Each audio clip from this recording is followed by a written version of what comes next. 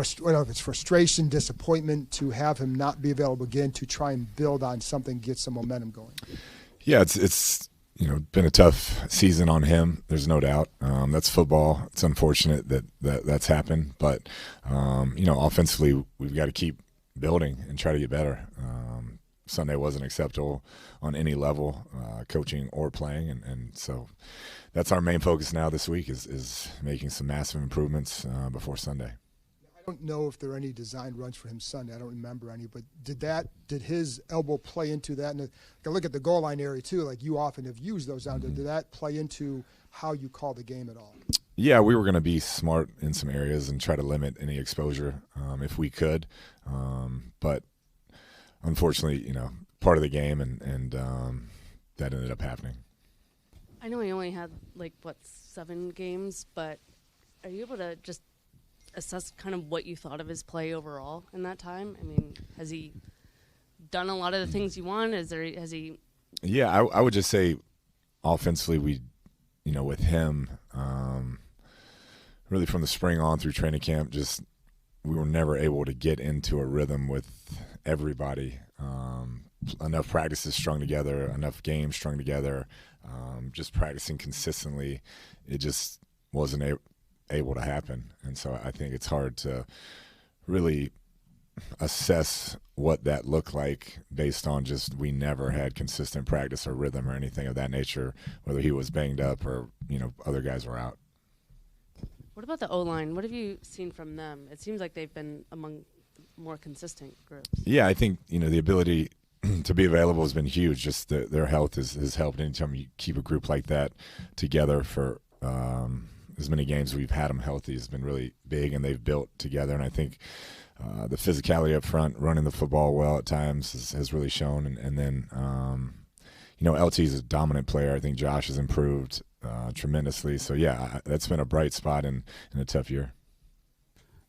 Kliff, getting back to the practices, for a veteran group, when you have a lot of guys coming back, what is the benefit of OTAs going into camp and just kind of getting a cadence and a rhythm with that group together? Yeah, I mean, obviously I'm from the quarterback perspective, offensive-minded perspective, as many of those on-the-field reps, the timing with receivers, the cadences with the O-line, the mesh points with the running backs, as much as that as you can get prior to your first game and then as much as you can get in season, I think is paramount to playing good football and good offensive football. And I thought, last year we were able to stay healthy into some positions, and especially at Jaden, just day after day after day, working at his craft, practicing, getting better, and we just weren't able to have the consistency or the amount of practice reps that we would have liked. Talking about not being able to get all the practice time that you wanted, how has that affected your ability to call plays in-game in kind of the way that you want to, and if you felt kind of limited in what you can do because you haven't had that time on the field? Yeah, it's been a unique year in that we've been trying to win games differently than we did last year, trying to do different things, possess the ball, run the football, and play to our strengths. And last year we had some other stuff going on, and we were able to play a little bit more wide open. So I think more than anything, it's just availability of players and just trying to maximize who we are to really just win the game. The recipe we felt was different this year to try and win the game, and so that's how we played. Obviously, to lose Zach the way he did is tough on a lot of levels in terms of what's going forward. Obviously, Benson and Colson Yankoff, in theory, should be getting more work. What do you hope to see from them for these last games, and how important is it to maybe shape what next year looks like? Yeah, I think it's really critical for them to continue to develop and progress, and they have in the roles that we've asked them to be in. It's just with a guy like Zach, you don't take him off the field in a lot of critical situations, so they're going to get their opportunity in some of those situations, and I'm sure they're his playing time has fluctuated depending on who's been healthy. Same sort of thing with him. What are you hoping to see something from him in these last 4 games and that maybe you just haven't seen yet out of him up so far? Yeah, he's had some flashes. I think as a rookie, you see some of the ups and downs, but very consistent worker. It's just getting Noah back, with Trey emerging some, that's just limited to some of his reps. Coach, and talking about having Noah back with the first time probably in a long time you've had all of your receivers back, what is it that you did not see last week? What was going on last week in getting ready to go up to the Meadowlands and play the Giants? Yeah, I would say last week just first off, need a better game plan, call better plays. It starts there, and then just the execution part consistently wasn't there. And you got to give a lot of credit to Minnesota and their defensive staff, just kind of keeping us on our heels, particularly when we got behind. They made it tough, but I think just time on task throughout this week, hopefully with those guys being back, another week of consistent practice with them on the field should alleviate some of that, and hopefully we play a crisper game. And running back wise, facing the Giants this week, they've struggled as far as stopping the run. How do you see your running game going into the Giants game this week? Yeah, it's been the best thing that we've done, so we got to definitely lean on that, and have been really proud of Chris and his kind of progress throughout the year, and he's really playing at a high level right now. So that's has to be, how we win these games moving forward. Hey there, Coach. So with what just happened, with Minnesota, how do you stay motivated to just coming back from that? Yeah, I think if you're a competitor, you should be more motivated than ever after a game like that. Scoring 0 points shouldn't happen in the NFL, and for us to go out there and do that, I think all of us are chomping at the bit to get back out there and show that that's not who we are. It's just, was a bad game. And I think that is the sentiment of the offense, and so I'm excited to see how we attack the rest of the week and attack Sunday. With that being said, so this, is the second time you all will see the Giants this year. So what have you seen in film from them since week 1 to now? Yeah, they've been in all the game. I mean, I think that's watching them. It's just been a tough year for them as far as finishing games. They've had double-digit leads in a ton of games. The play style is there. They're playing hard.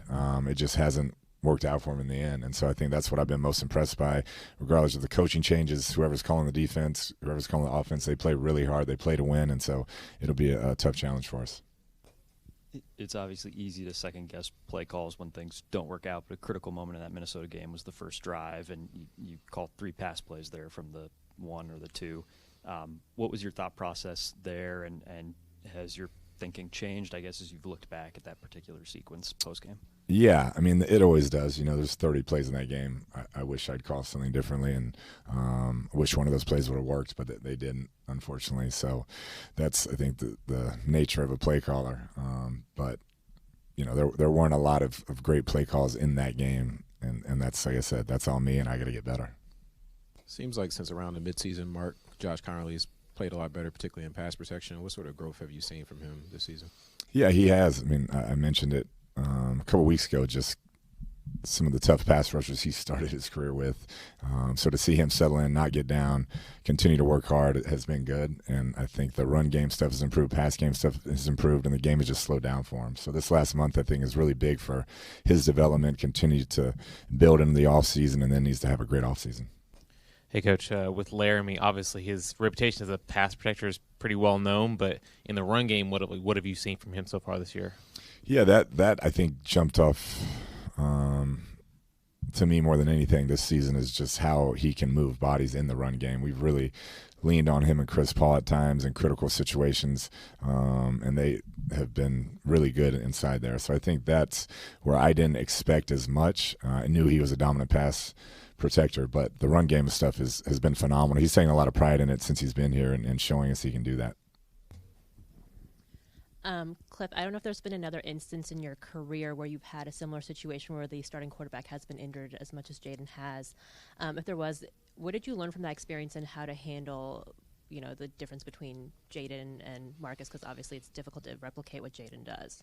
Yeah, it is. I think you always just want to tailor it to whichever quarterback is playing, maximize his strengths and make sure you understand what he likes play call wise and just build it around him as best you can. But it's more difficult for the player to come in and out like that and not get the game reps and not get the practice reps and then to try and go out there and perform. That is for me to call it, I'd say.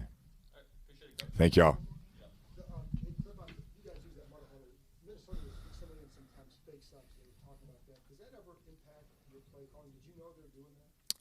It did not. No. Yeah.